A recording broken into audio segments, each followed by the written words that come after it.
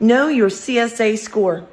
So many days when I'm talking to truckers, they have no idea that the DOT keeps a CSA score on them, nor do they understand what affects it and how it's calculated. Each incident when you're stopped by a DOT officer factors into that.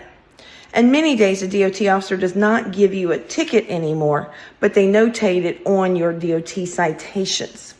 So it's actually going to affect you more than it would had they just given you a ticket.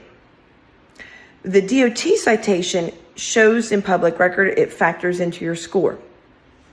Did you know that a citation for talking on a cell phone, texting while driving, or holding that cell phone while in the truck actually counts as a 10-point violation? That's weighted just like you were driving too fast in a construction zone or alcohol or drugs in the truck.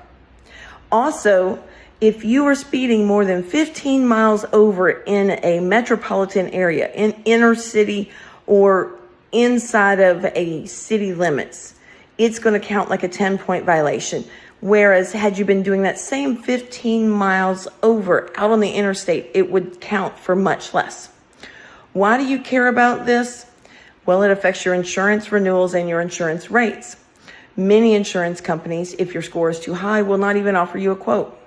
I was working on one just yesterday where we had quoted it 3 weeks ago while he was still in his last 2 months of not making payments before coming up for renewal.